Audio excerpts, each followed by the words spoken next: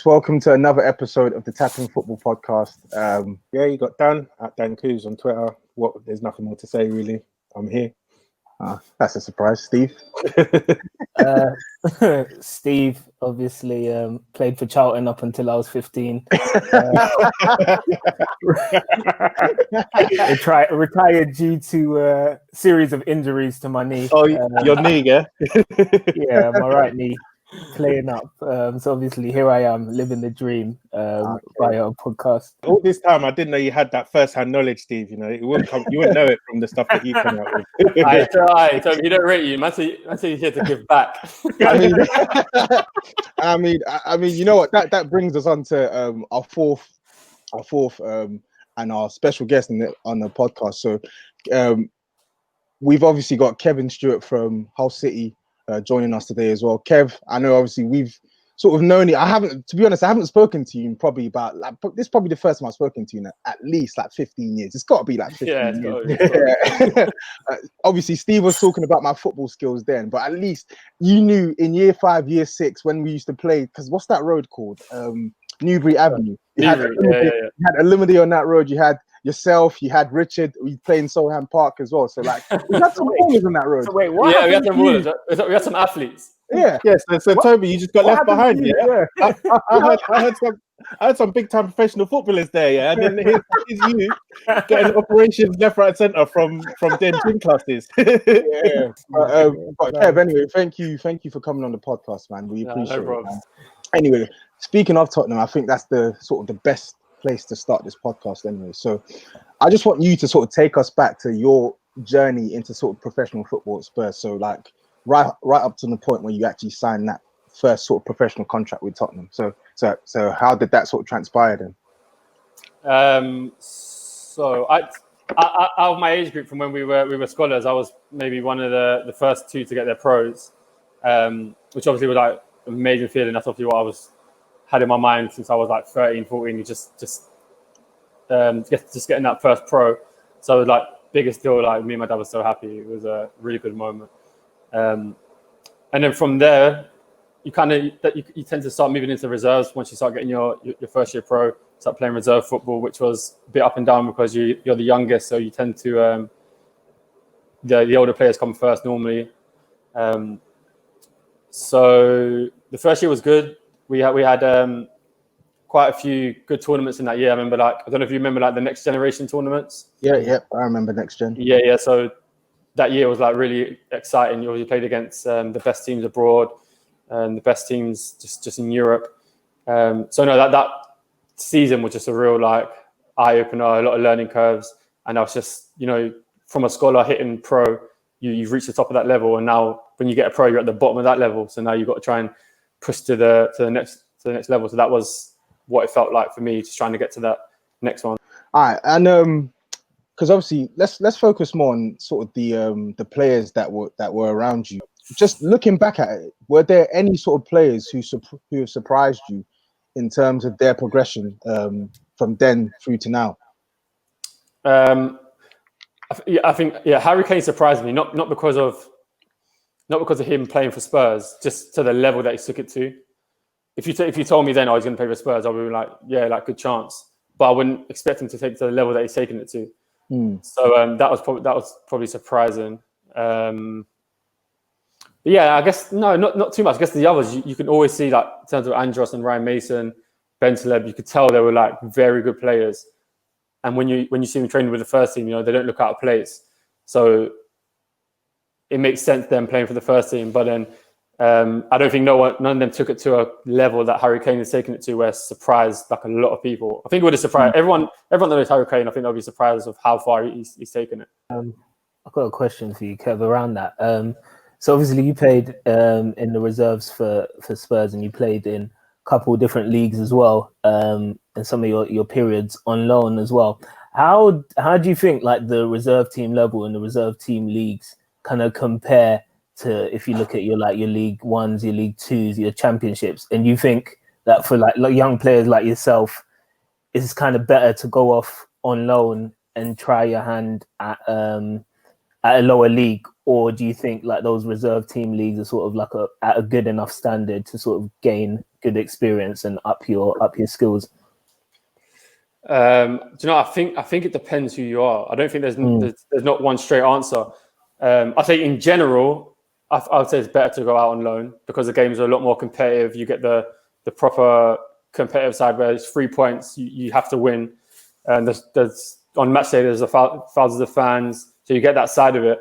But then if you think of someone like Trent Alexander-Arnold, never went out on loan, just went straight to the first team after playing reserve football. Do you know what I mean? He would tell you he didn't need to go on loan. Yeah. Same as maybe like a Raheem Sterling, never went on loan. So I don't think there's a straight answer. But if you look at the majority of people, they obviously go out on loan and to go to the next level. So I say in general, and the majority of people, I think it would definitely be better to go on loan to a lower league club. Because it's men's football. It's a lot harder than reserve football. Reserve football is almost like sometimes like testimonial. Sometimes so it's a real kiddie environment. Yeah, where you know what I mean, League 1, League 2 is the real men's football. Yeah, you find that your loans like earlier on in your career were really helpful for your development. Like you went to Crewe, went to Swindon, and those times that was really helpful for you. Do you know, not massively because they were all really short. So I actually didn't feel like I learnt too much. I think the good side of it is that you had glimpses of what it was because, like I said, it wasn't majority of them wasn't too long. So I think just the short amount of time that I was there, you kind of see how it operates though. So I got a glimpse of that. But yeah, I wouldn't say footballing wise it helped me too much because they were too short.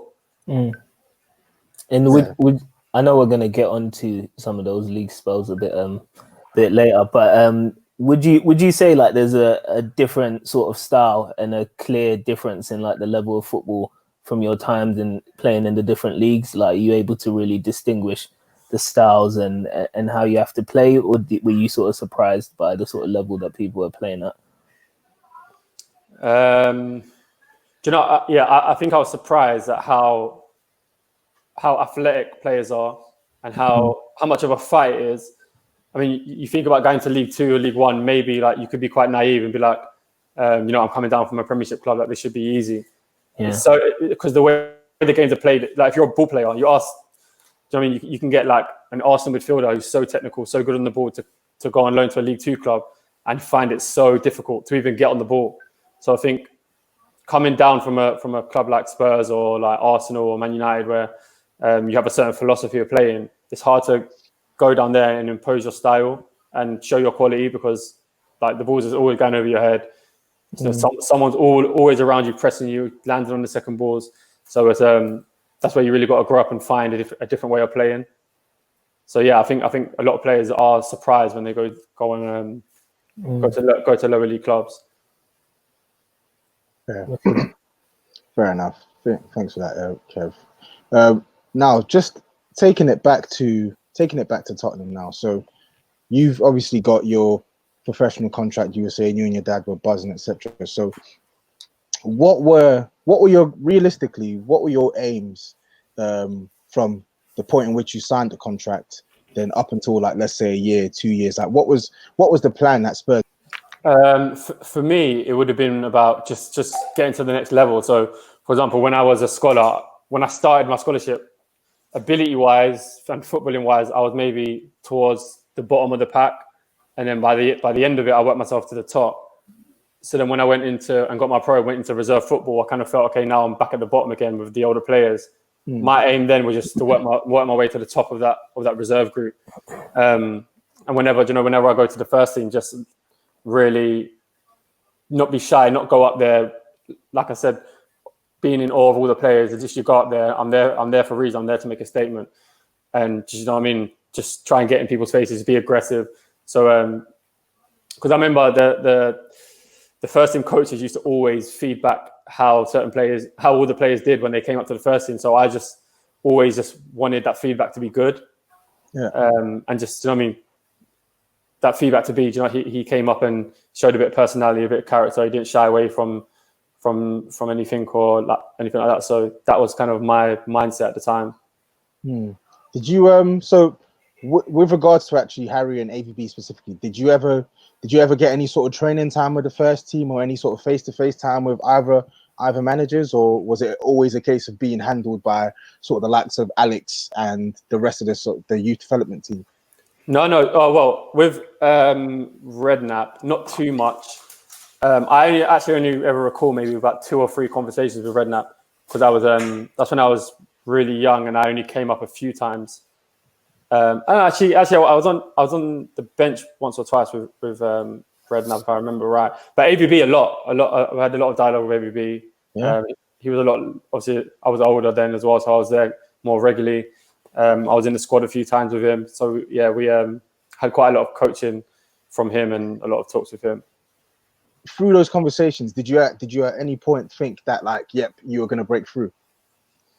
Yeah, I guess at some point, because at some points I was there literally every day, and I was in a few squads as well. And I remember one time being disappointed. We was playing a European game. I was on the bench and we were like 3 or 4-1 up. I can't remember who it was against. But it was 3 or 4-1 up, and I thought I was going to come on. And he brought on Livermore instead. I was gutted, bro. I was fuming because it was like it was the last couple of minutes. So I was thinking, yeah, like with about 3 goals up, like he's going to bring me on here, because I've been close a few times, and I've been like knocking on the door quite a bit.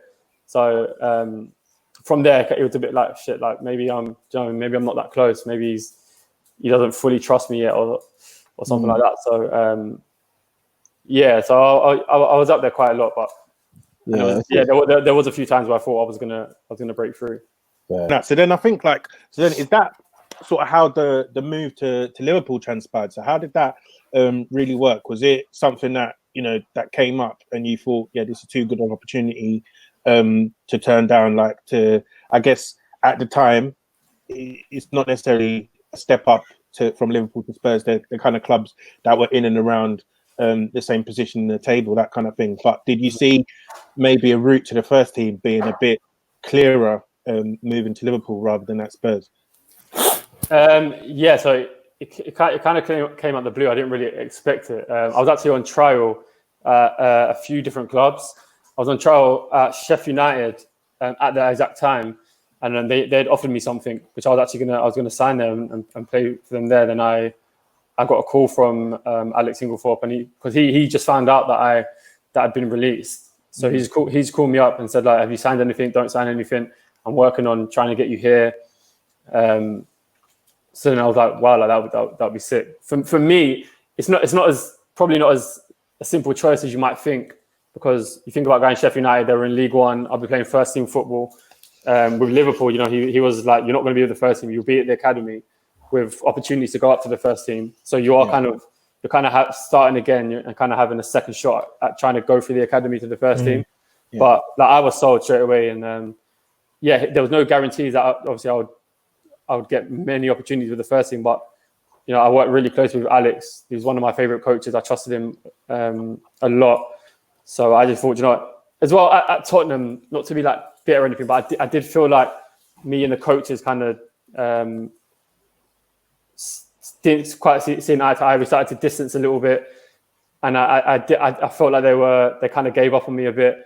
So I just thought it'll be nice and refreshing to go to a club with someone who fully believes in me. So I feel like I'd have more of a fair fight. And if I didn't make it, it would literally, if I didn't break into the first team, it would literally be because of me. It wouldn't be because maybe my path was blocked a little bit. So I just thought, I'm gonna just go for it again with a good setup, a good club, and a good person in charge. He's gonna push me. That's really good, yeah. Because Alex Inglethorpe as well. I remember off air, I had to basically tell Steve who Alex was, because he had no idea who Alex was. He's not well known, man. He works in the backgrounds, really. Thank you. Any excuse to I'm sorry, but the thing is, for me, he's well known, innit? And it's not even just because he's Spurs, because the guy, like, so many players have come out and spoken about how crucial he was. I think we were listening to another podcast, a Beautiful Game podcast, and they had do you remember Vigoro, goalkeeper? Lawrence. Yeah. That's my guy. Oh yeah, exactly. Okay, cool. Yes. He came to Liverpool. He came from Spurs to Liverpool at the same time as me. Exactly. exactly. So like obviously Alex making that move to Liverpool and then taking you two on as well. Like it's just like you have, like you said, you have total faith in the guy who's actually sort of taking you to the club and sort of walking and just sort of being there with you every step of the way in it. So it can only boost your confidence at the club. So I think Steve, you had a couple questions now on Liverpool then, didn't you? Yeah, I guess mainly the major differences between the two academies and the way the clubs were kind of set up, and then once you're in that first team, I actually wanted to know. Obviously, a lot of talented players at Liverpool as well as they were at Tottenham. But this is probably a question for your wider career. Who's the best player that you've kind of played around, and then the reverse of that would be who's the best player you've played against? So the first one, the difference between the two clubs. Yeah. The difference between the two clubs is, Tobi, you kind of mentioned it earlier. I do think the difference, obviously, Liverpool is a way bigger club. Like, it's a lot bigger club, and it's like a really like community where everyone's together.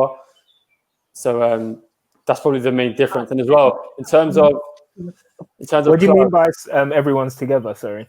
I just mean like, as in like they work really close with the fans. There's like a real togetherness when you're there. It's hard to explain, but do you know what I mean? Like that famous cop. That sort yeah, of it is. You know, it's like for example, I'm so tired of hearing that. You know, for example, if I now I've moved and I'm at a different club, I still get Liverpool fans that just like will comment on my post, or they'll like my post, or they'll DM me, or they still follow me. Just because I was at Liverpool, like, no, do you know what I mean? Where Spurs, you know what I mean? No one probably remembers I was there. Do you know what I'm saying?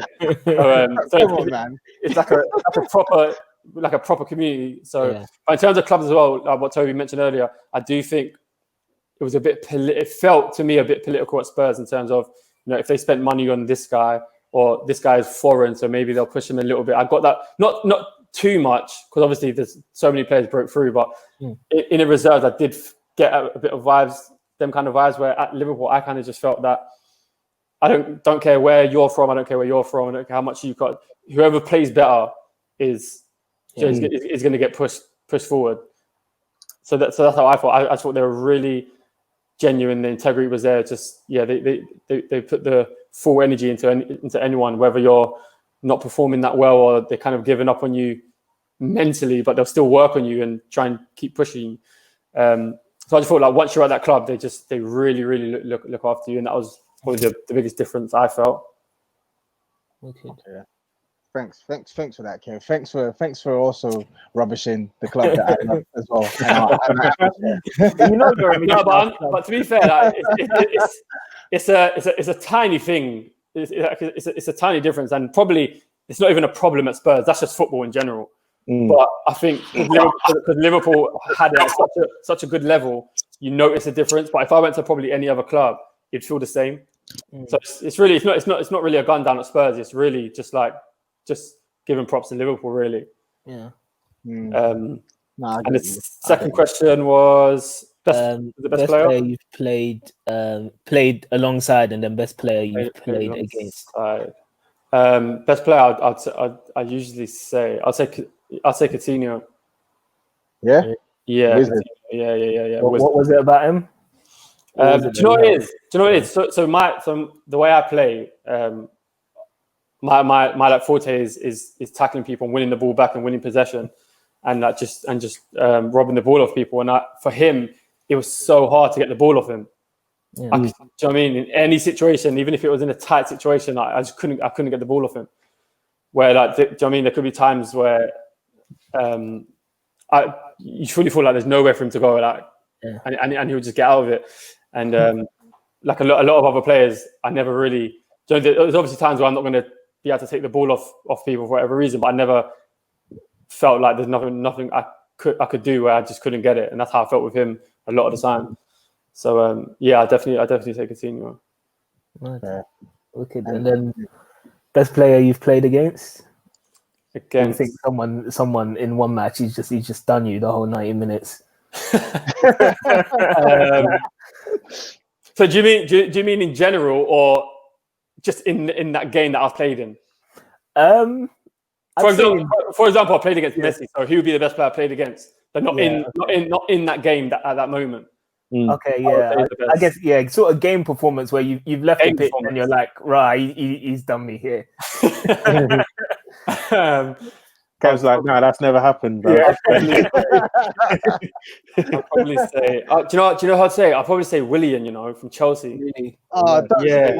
Come on. No, do you know why? Because he's so sharp, and why? Because I played him twice as well, and both times. And I remember the second time I was like, nah, this time like I'm not having it, bro. And he got me a few times again. He's too sharp, man. Like acceleration off the mark. He's so quick. And I remember thinking, bloody, like you are sharp. That's what I remember thinking. Let's see. Yeah. Do you still think that about him now? Do you know what? Bro, sometimes when I'm watching him play, I'm watching him play and I'm thinking, like, why are you moving like that? But when you want to play against me, you want to be. You know what I'm saying? Yeah, he saves his worldies when Kev's on the pitch, man. So you mentioned Harry Kane as well, like being surprised as like how far he's gone. Would you say that Trent is another one, or or did you always have that sort of potential when you were training with him as well? No, I would say I'm even more surprised at him than Harry Kane. Yeah, because you know what, Harry Kane was always quite mature for his age, and he's always quite big, quite strong, and even in reserves games you could tell he was past that level. And as well, he went on a few loans. He came back. He had a lot of probably bad times as well. But Trent was really just like out of the blue. I remember him being up the first team a few times, and he always just was so quiet. He always, for me, just looked really scared, like of being around he always just really timid. So I was thinking, like, if you're gonna do well, you're gonna have to like come out your shell a little bit. But he'd always play well. He'd always play decent. And then I probably broke through a little bit before him. And then I remember at that time I was just watching a few under 18 games and just seeing him in there. And he was always like, he was a good player. But just, do you know what I mean? And never like, wow, you're gonna do what he's doing. You just think, good player for that level. And then he kind of started breaking into the first team as I was up there. And he just done well. And it was just literally, I remember it was like the flick of a switch. In reserve games, he just started doing a madness, like whipping balls in, sick crosses, getting forward, dribbling past people, scoring. And I was just thinking, like, where's that come from? Like, he was just like a really timid, shy kid, and he just came out of nowhere. And then literally it was just like straight up. There was no up and downs. He just straight up. Was he playing centre mid in the reserve games then? I was going to ask. Yeah. From what I remember, he was playing playing centre mid. But then when he started coming up, he was a right back. Okay. Do you think he's got the tech for not the tech, but the sort of the all round attributes to be able to play centre mid, or do you think now he's found his best position? I do think he had. It depends what image, right? It depends what kind of centre mid. I think the only reason I think he's got the ability to go up and down, but up, rest, up, that rest. Where centre mid is really continuous. I'm not. I remember him having a few problems, like he used to get cramps sometimes, so he wasn't maybe had like the proper midfield engine.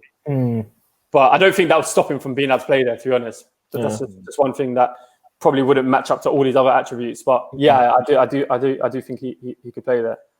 I think he's got the tech, and he's got the tech 100%. Yeah.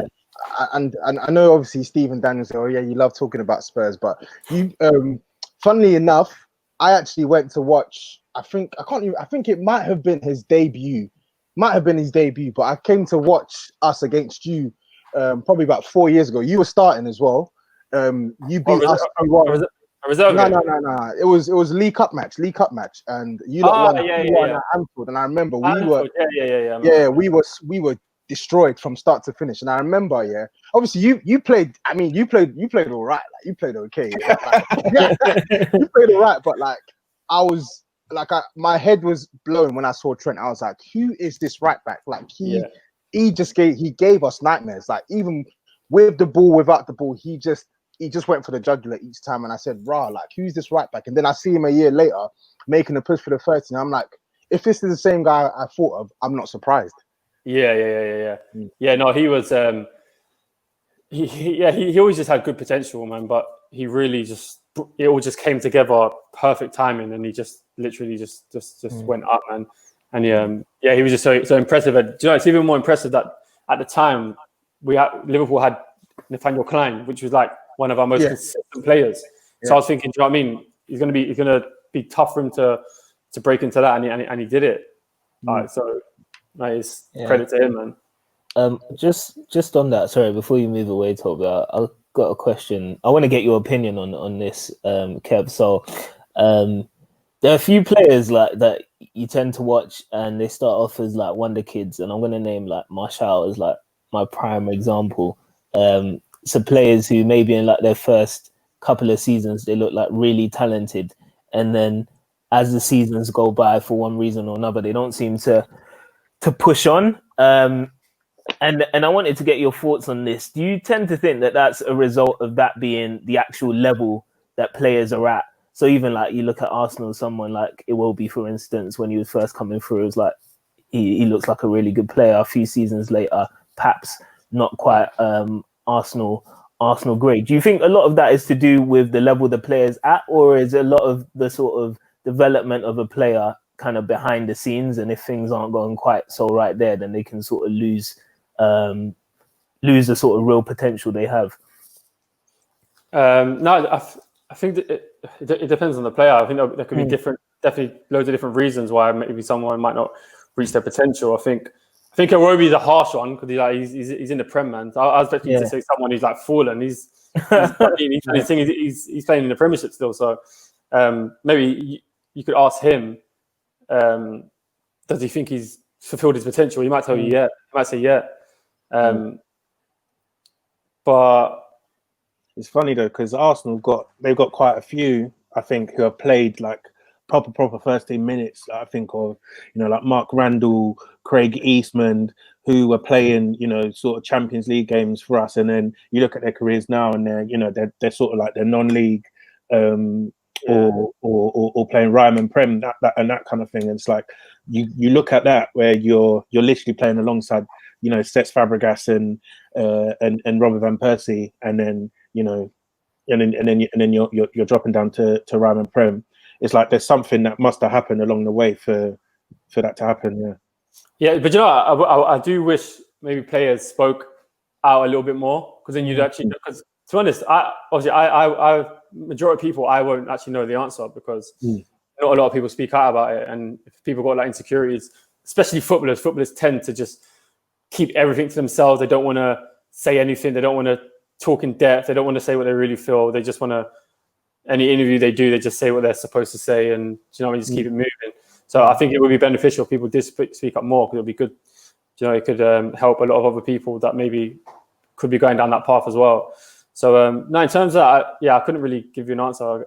The answer would have to come from the player itself. But yeah, it could be, if I had to take a guess, it could be down to a few things. It could be down to just at that time, football's a real mental sport, man. So I think if you have a bad time mentally for 6 months, that could bring you down more than you'd think. And some people just might not have, I call it like the mental stamina to last every day in, day out, challenge after challenge. So people might just start losing their drive, losing motivation, not training as hard, and then just the next thing you know, they've dropped a long way down. That's an interesting perspective. Thanks for that, Kev. So back on Liverpool now as well, because obviously let's now focus on the managers. So the way I'm going to do is I'm going to mention obviously Brendan Rodgers, because obviously when you first joined Liverpool, he was still the manager, and now we know Brendan Rodgers, even at Swansea, at Liverpool, I think Watford, Chelsea as well. When he was a coach, like he's got a great reputation of working with like young players as well. So, what was it like, sort of? What was it like being sort of like a sort of youth development player at the time when Rodgers was manager? Like, what was he like as a manager? And did you ever, similar to the question with AV being Redknapp, did he ever sort of further your career in any shape or form, or what was he like generally? Yeah, well, to be fair, he's the one that obviously gave Alex the go-ahead to bring me. So that's who Alex had to convince to bring me. So obviously he gave me the green light to come, which obviously kick-started everything. So that's probably the first thing that he would have done for me. So when it was Brendan Rodgers, that's when I was on all my loans. So I wasn't there that much with him. I did obviously train with him quite regularly towards the end of his time there. And he was good. He was a real like people person. He was good at speaking to players. He had a certain philosophy, and he really stuck to it and made you aware of what it is. He was quite hard. He was quite harsh, but he was fair as well. He was harsh on players, and told people the truth. He didn't really tiptoe around any players. Did he ever? Sorry about this. Was he ever like? Was he ever arrogant? Because that's like the most popular thing you hear. Oh, Brendan Rodgers, he's got a bit of an ego, this, that, and the other. Did you ever see that in him? I know what they're saying. I don't know. I wouldn't maybe call it an ego. I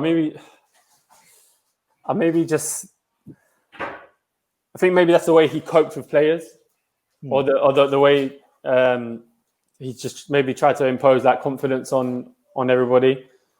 So yeah, I didn't notice it as him being having a big ego or anything like that. We spoke a few times. The biggest memory with him is when I moved from fullback to midfield, and he saw me play a few times in the reserve football, and then he really liked me in that role, and he said that he needs someone like that. So that's what the main thing that sticks out for me. Him telling me that maybe I could do a good job for him.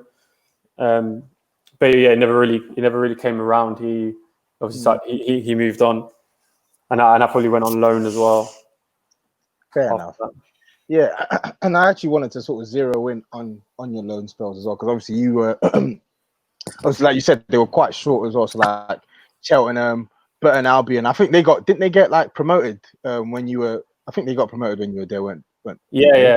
I got a medal for playing like for a month. Check the system, bro. Hey, man, trophies, man. That's all that counts, man. No one's gonna care how you got there, man. As long as you got that silver, that's all that matters.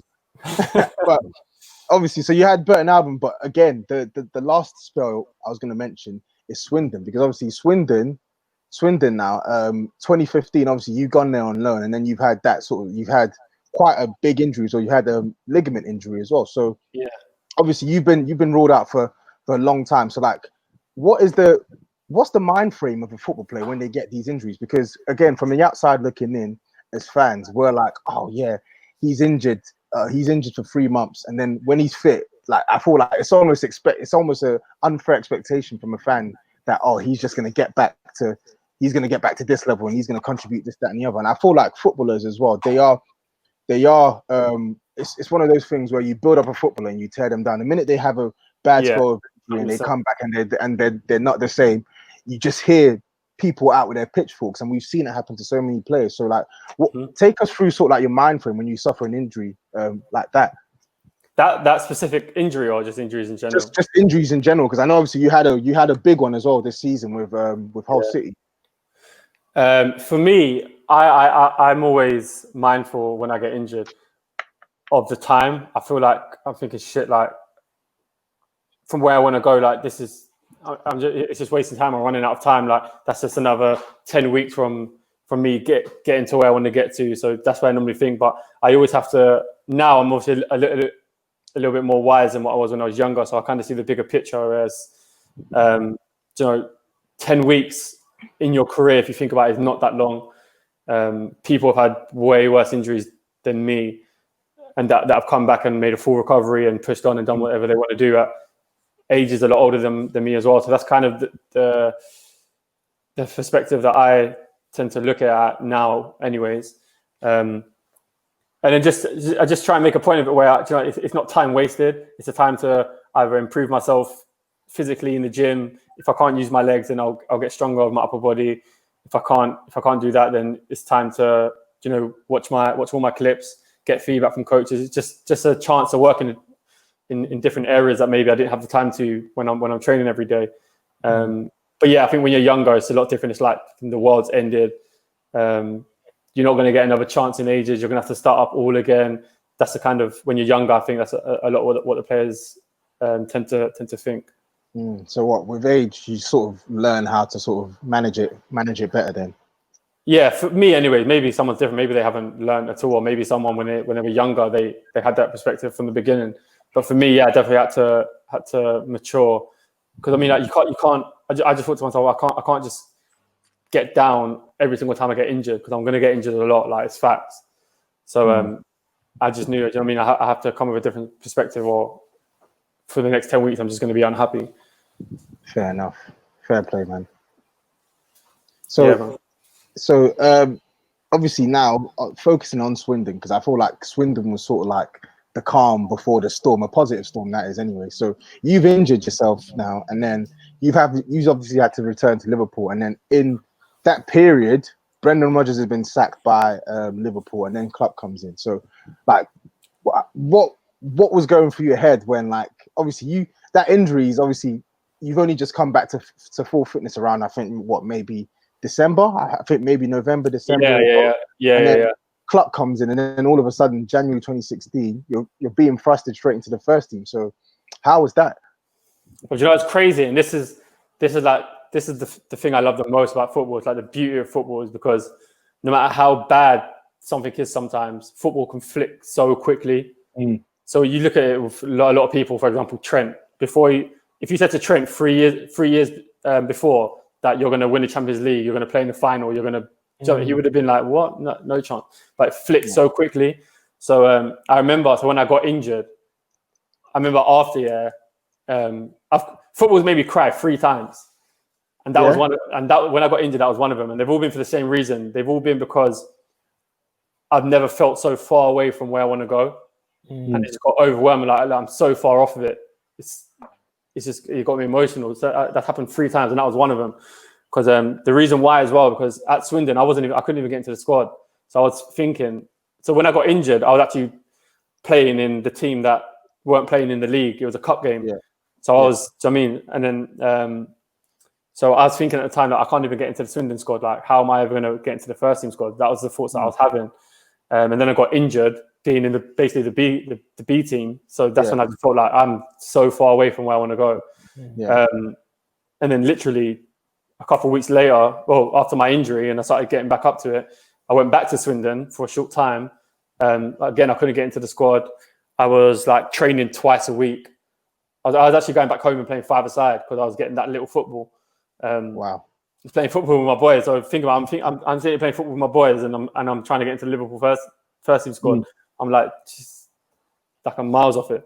And then a couple of weeks later, I came back from Swindon. I said, I can't be here anymore. Like, I feel like I'm just wasting my time's getting wasted. I'm not playing. I'm training twice a week. I don't even feel like a professional footballer.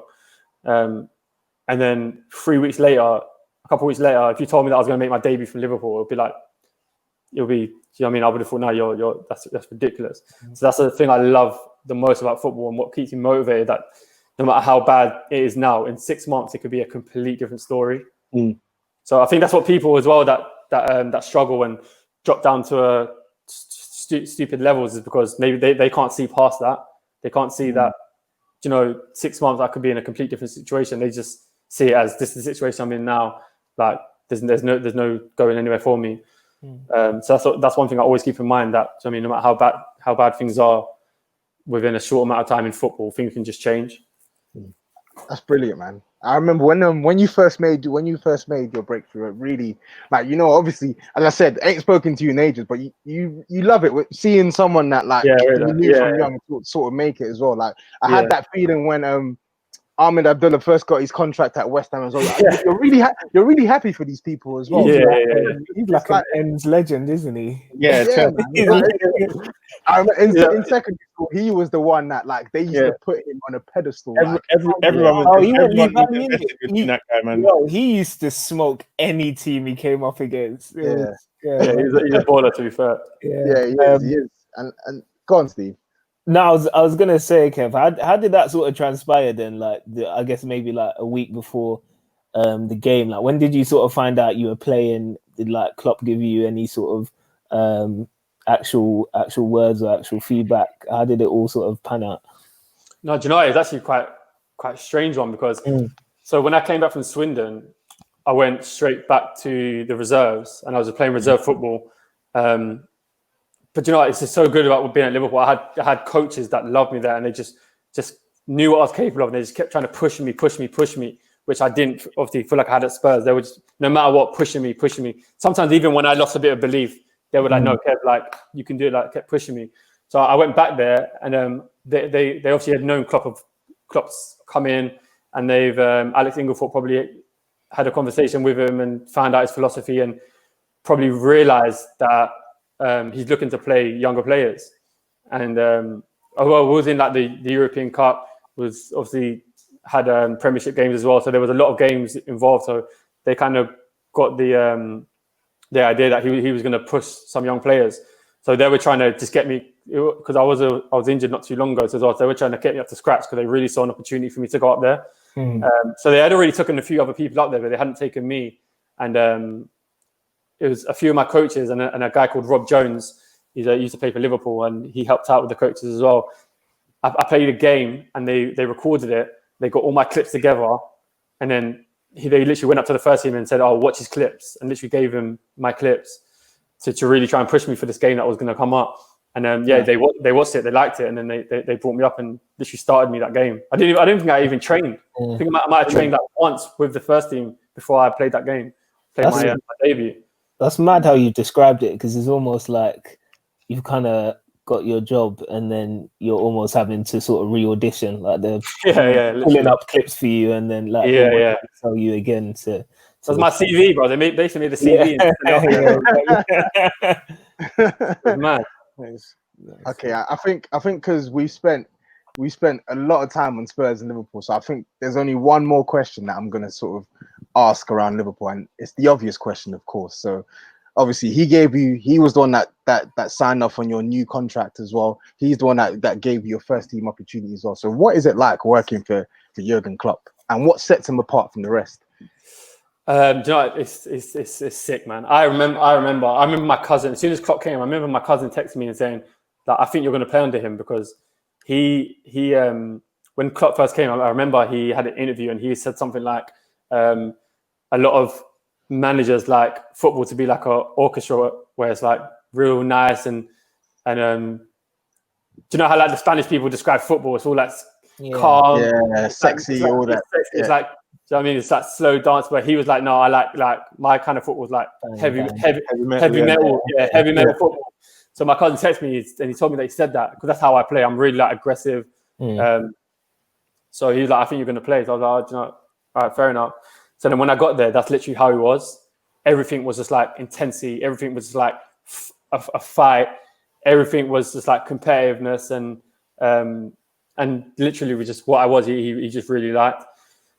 But as well, what he did for me is I had a lot of energy and I had a lot of aggression. But he really taught me how to like how to structure it and you know how to use other people to make yourself better. To how to organize people in front of you, when to let people go, when to not. So he gave me a real tactical edge now, especially now, I've noticed that when I've maybe gone down to a lower level at the Championship, I do feel like I've got a bit of a tactical edge to other players, and I think that's definitely down to him and his philosophy and the way he plays. So no, when you're playing, he just you've seen how he is on the side, man. He just gives you that extra energy. Do you know what I mean? He celebrates when you tackle someone. You can see him celebrating next to you. Like he just gives you a kind of a vibe where you just want to tackle the guy for him. That's how he makes you feel. Do you know what I mean? So, fair enough, man. And it's crazy as well because obviously every single player who's been managed by Klopp always speak about his passion. Always speak about his passion. So it must be brilliant anyway. It really must be. So then, obviously now we got to move on to the present. So you left Liverpool in the summer of what, 20, I think it was 20, the start of the 2017-2018 season, and then you joined Hull. Because I was shocked by that one as well, because I think I know obviously you broke into the first team, and I think you had some injuries here or there, and obviously they did have some players as well who were probably ahead of you, but I didn't expect them to sort of let you go. So then, with regards to moving to Hull, then what was the factor there? Was it a case of playing more first team football? Was it a case of Liverpool saying, you know what, we like you, but we think that you're better off at X club or Y club?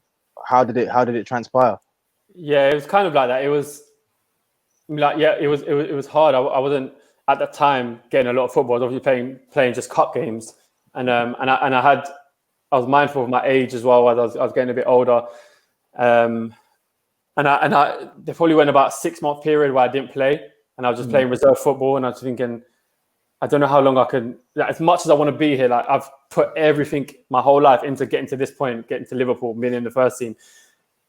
For me, it was like, it's a hard decision. I really want to play and I really want to compete, and I missed the match day where, do you know what I mean? Like, you're fighting for something and you're involved in the team. I didn't feel too involved anymore, and I felt I couldn't see myself progressing much more if I didn't play games. So I just wanted to be in an environment where I'm playing, and I'm fighting for something, and I'm in a team. So yeah, it was a really tough decision. And I wanted to stay. I wanted to go on loan, but for them, they kind of explained to me that business-wise, it didn't make sense for me to go on loan, because then I'd have to get someone to replace me. Where for them, it was either I stayed or they sold me. And then I think Hull put in a really good bid that they accepted.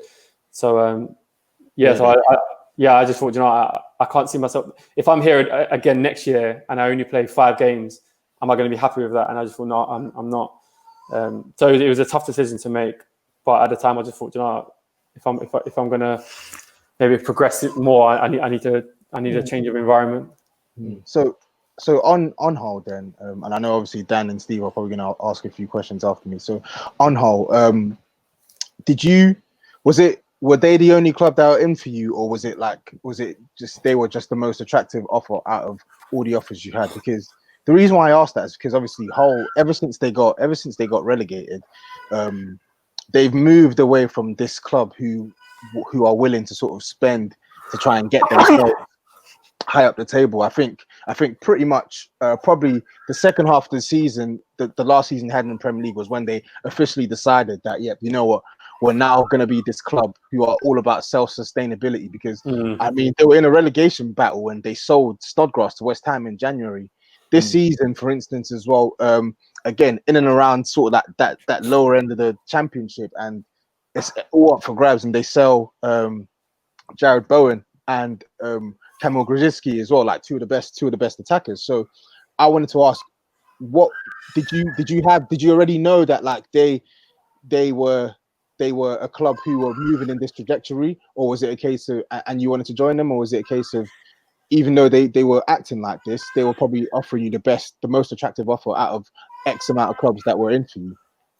To be fair, a lot of the other, there was interest, but there was no one like Hull that they just said, no, we really want him, we're willing to pay this, we'll give you this. They were really straightforward, where other clubs were like, we're gonna have to see if we can move this player on. Do you know what I mean? Just one of them ones where they weren't really concrete, and Hull were. And one thing that I've always, my agent always pushed on me, is that you want to try and play for a manager rather than thinking about the club itself, because the manager just was like dying to get me in. So I just think if you have that, someone who wants you that bad, it's probably a good place to play. And also, obviously, when majority of teams, when they get relegated from the Prem, they normally have like a parachute payment where, they get that money and they're gonna spend and then push again to go up. So I definitely thought the ambition is to go straight back up. So I think, I thought that would be a good move to go down there and then hopefully the year after, or to at least push for the Premiership, which for many different reasons didn't go to plan, which obviously is frustrating for me and obviously everybody that was there. But yeah, I mean, at the time, I thought this makes sense, and it's a good move as well. It's a good offer. The manager really wants me. Liverpool are happy with it, so yeah, it's happened. And that was who's the manager at that time? Was that Nigel Slutsky? Slutsky was the manager. Slutsky, Adkins came in. And how have you found it, like working under both of those managers in your time at Hull? So obviously you said that the managers really wanted you and showed that faith to put the bid on the table. So how have you found it actually playing under him, given that he had that attitude? So yeah, well, I actually didn't play that much because literally in pre-season when I got there, I hurt my ankle, so I was out for quite a while. But it was like he's like one of the, I don't know if you've seen many like clips of Slutsky, but he's like one of the funniest guys ever, bro. Like you got he's on like you get clips of him on Twitter on TV shows like dancing and that. He's funny. If you ever want to like catch a laugh, just have a look at him. So he was like a proper joker. So the environment was always really fun. But yeah, I think he found English football really hard. I don't think he was that aware of how hard it is to play in the Championship. So I think he definitely did struggle. So I'd say in general it was fun, but when it comes to the football side of things, it was probably quite frustrating for us and for him as well. So on managers as well, because I remember I think you mentioned some of the niggling injuries you had, but like looking from an outsider looking in, it looks like obviously under Slutsky and even under Adkins, I don't think you were given sort of like a fair opportunity to sort of show your talents as well. So obviously fast forward to now under sort of Grant McCann, like this season, I think this is the most amount of league appearances you've made for Hull. Like you're a regular starter before the injury. I think before the injury, I can't remember how many games you started. I think you'd started pretty much all of their fixtures. So, what was it that sort of took you from where you were when Slutsky and Adkins were around to sort of now firm first team starter under Grant McCann? Yeah, well, to be fair, I think under Slutsky it was only because of injuries. Like as soon as I was fit, I was playing, and he always made that really clear. Adkins was a different story. I just don't think he liked me, just in general. Whereas a person or a player, I just don't think he liked me. And with Grant, how I play is really like his philosophy and how he likes to play. So it's just kind of us. It was kind of just a natural fit, really. Yeah. So that's why obviously I played a lot this season. Yeah, and one thing I was going to mention as well, because obviously we were talking about it off air, and because I did keep some tabs on you as well, because obviously you made the move, because you said you were looking to sort of get any advantages you can, and you made the move to sort of veganism as well. So do you think veganism triggered some sort of boost in your resurgence into that whole team? Do you think that had a part to play? No, to be honest, not necessarily, because I think when people ask me, do I feel different being vegan? So I wouldn't say there's a massive difference in how I feel. I think all the levels, everything stayed the same. I think one thing I would say that maybe my recovery improved. I feel like I recovered quicker, and then just maybe small amounts of energy throughout the day probably helped, but not a massive difference. But then obviously for me, I just thought, if I feel the same without eating meat, then why would I eat meat? When obviously what happens with animals and how it affects the environment and loads of different effects of it. If I can prevent all that and still feel the same and still feel as good as I felt before, then there's no reason at all for me to eat meat. Fair enough. And fair play.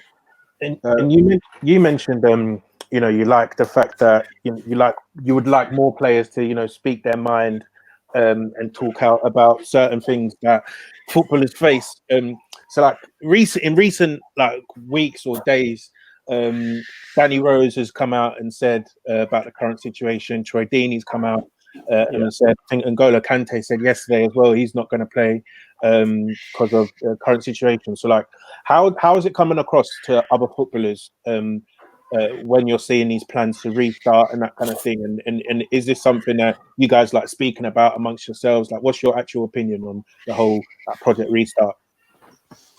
Yeah, I mean, a lot of players now are probably going to be forced to be a bit controversial and go against what they've been told to do, which, like I said, a lot of them don't like to do that. They like to really just stay in their lane, just whatever they get told they do. But now it's obviously there's a lot more on the line. There's a lot more at stake. You know, it's your family that's at stake, and your family's health. So I think people are going to be forced to come out of their shell and speak up. And yeah, I do think that you have to, considering the circumstances. So no, I mean, for me, for example, so we're planning to go back into training quite soon. I mean, if I really thought that I was putting my family at risk, or I had like one of my family members had a heart problem, or one of my family had asthma or something like that, there'd be no chance I'm going back in.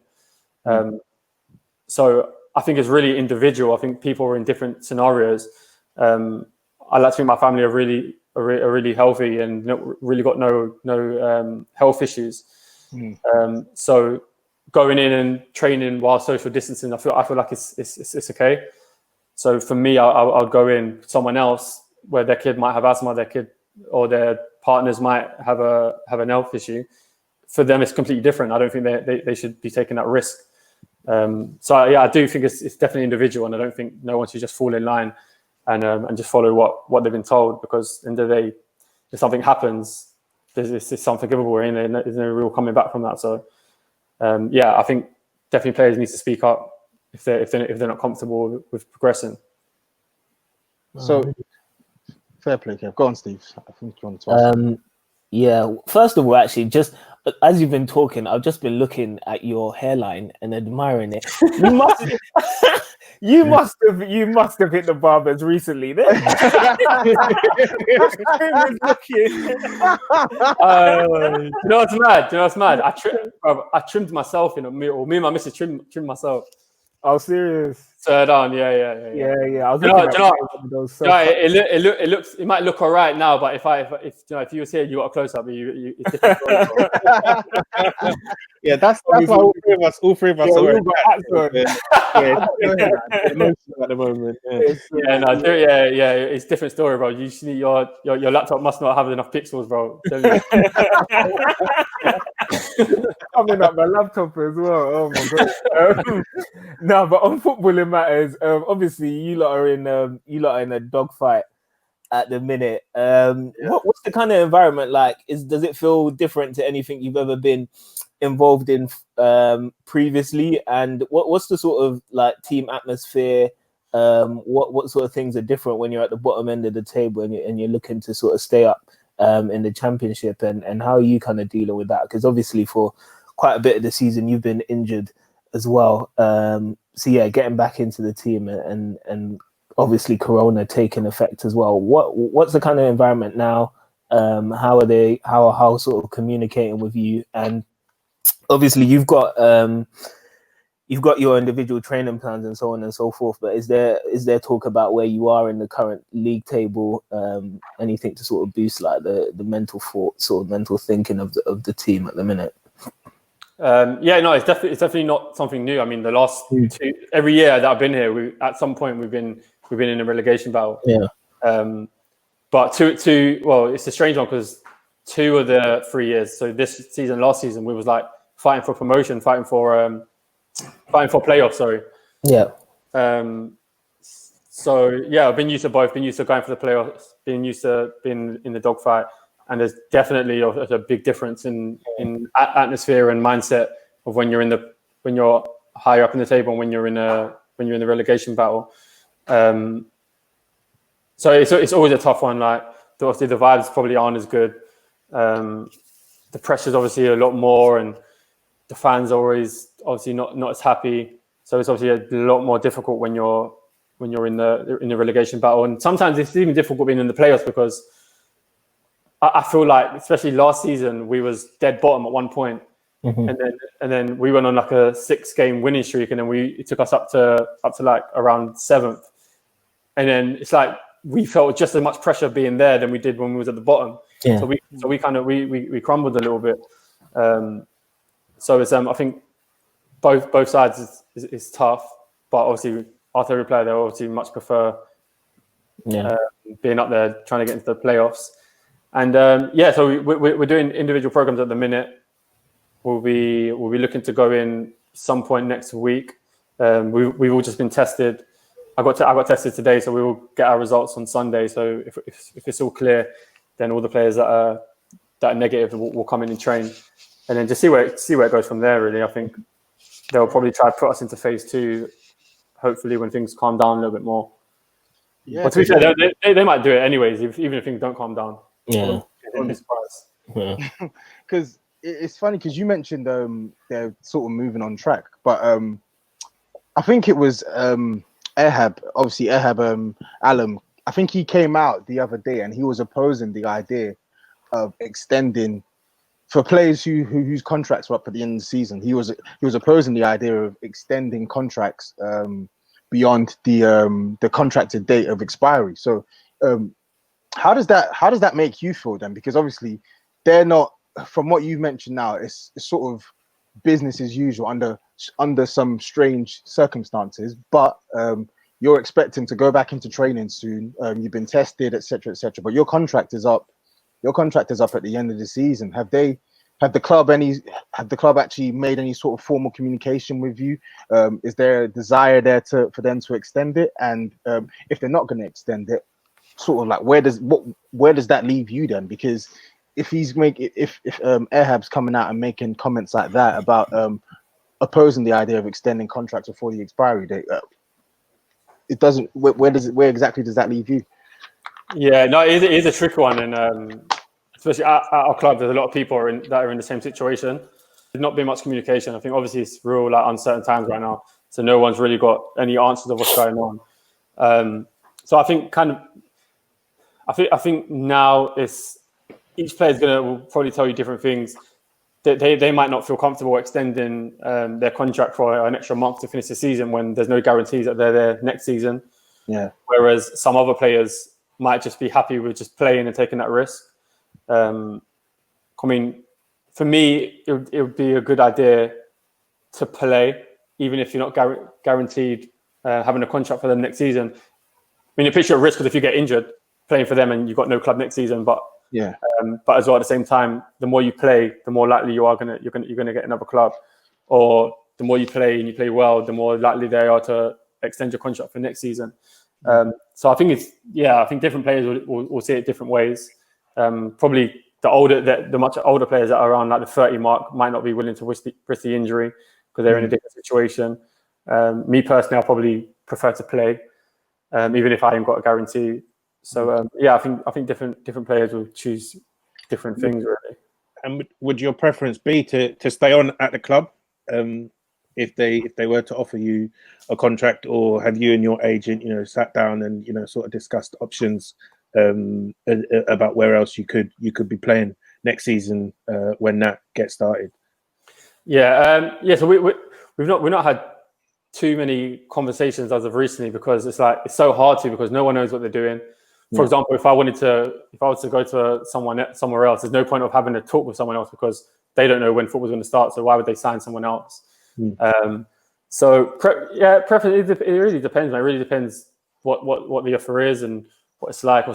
I'm really settled in here. Like we've got a really good group.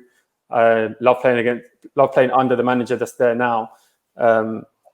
Of course, there's a debate. You know what I mean? Whether we're going to go up, if we're going to continue, we might go down. Obviously, I wouldn't want to play. I wouldn't want to go down. I wouldn't want to play in League One if I had the choice to play higher. So it really depends on probably the club situation, the contract itself. But I might not have the choice. I mean, they might not extend it, so then I have to find somewhere else. So it's kind of up in the air really at the minute. Yeah. Well, to be honest, because obviously just piggybacking off Dan's point as well, because you said that there's not really been much talk, but it seems like it seems like most clubs now, we're hearing a lot of talk that there's going to be loads of swap deals, and we're also hearing that like loads of clubs are really going to be taking a keen eye on the sort of free market pool as well. So it seems as if there's going to be a real dogfight for players, assets who have their contracts expiring in the summer as well. So, do you think that sort of puts you in a? I know obviously there's still uncertainty, but do you think that sort of puts you in a really good position now more so than whether coronavirus would have impacted? Because I feel like now free agents are a bit more of a commodity. Yeah, no, 100%. I think if I'm on a free next summer, I think it does put me in a very good position, because I think a lot of clubs are going to be taking a big financial hit with obviously the revenue that they lost not playing games. So I can't see a lot of teams having the money to just spend whatever they want to spend. So I do think they'll be looking more towards the free agent market. I mean, if you've taken a hit, would you rather buy someone for 10 million, or would you rather get someone else on for a free? So it's quite probably a no-brainer for quite a lot of clubs. So yeah, if I am free in the summer, I definitely think it puts me in a good position, well, a better position than what it would have been if this didn't happen. Yeah. And then I think just one of the last questions as well. So obviously I know obviously I think it was around March or February. Obviously you announced the birth of your second kid, but does that sort of now not so much hinder, but does that sort of like limit you in terms of where you want to move to next? Because I was going to ask, are you open to moving abroad? Are you looking to just stay indefinitely in the UK if you were to actually not get that contract offer from Hull City? Yeah, no, to be fair, it doesn't really hinder me. I'll still go pretty much wherever made sense. My missus, she's willing to travel. She wants to go to a hot country. Which I'm not really.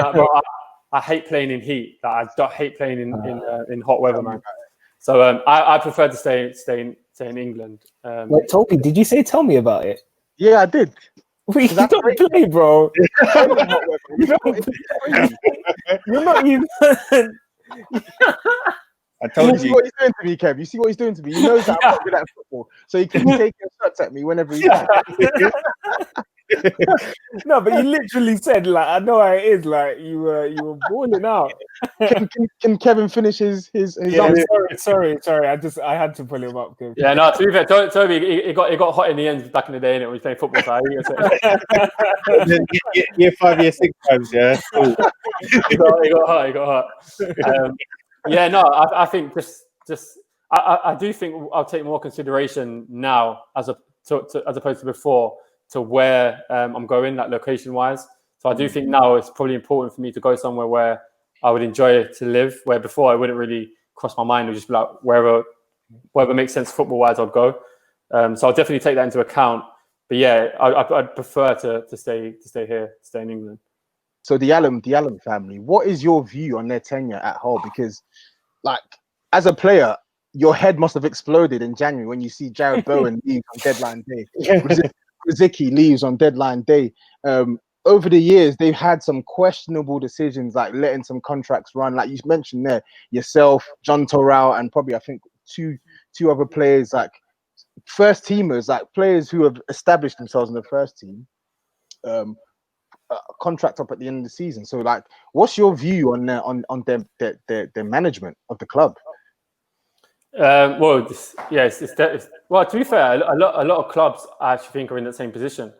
I think there's a lot of players that are out of contract that maybe don't know what they're doing yet, or do you know, it's tough to say now, because it could be an argument that obviously all the corona things are happening, so there's a lot more things that have come first. So in an ideal situation, if this didn't happen and I just didn't know, then I'll be like, you know, it probably is bad management to know that, you know, we don't know what we're doing yet or anything like that. But I think considering what's going on, I mean, they have got other issues that they're dealing with. So I'm quite understanding towards that. Yeah, to be fair, like sometimes you got to realize we expect too much from people that it is a business, and these are business people. So maybe you do expect maybe too much from from people to treat you like almost friends, where at the end of the day you are. It's business. So however they want to run their business, you've not really got too much say in it, and you've got to just understand that's how they work. But yeah, I just try not to get wrapped around it. Try not to get maybe frustrated that my future's a bit up in the air, where really I really can't control that too much. So I just, all I can do is really just keep fit, be ready for whatever opportunity comes next. So yeah, I wouldn't say I have that too much of an opinion on how they've run it. It's obviously quite different to other clubs. Other clubs normally it's quite rare to have so many players out of contract at once. Yeah. But yeah, I don't really have too much of an opinion on it, to be honest. Okay. Well, Kev, thank you for coming on, man. It's been a great episode. We've had a couple of laughs, quite a lot of insight as well, man. Obviously, we don't know what's going to happen with the season, but I think we obviously wishing you all the best, man. Whether you're at Hull or whether you move on to another club, all the best, man. Thank you for coming on anyway, man. Yeah, no, I appreciate having me, man. It's been good. Cheers, man. And if you're still listening, by the way, make sure to follow us on at TapIn Football as well. Make sure to follow Kevin. I'm pretty sure you're on Instagram and Twitter as well. But cheers, man. Thank you for that, man. And thank you all for listening as well. We'll be back soon.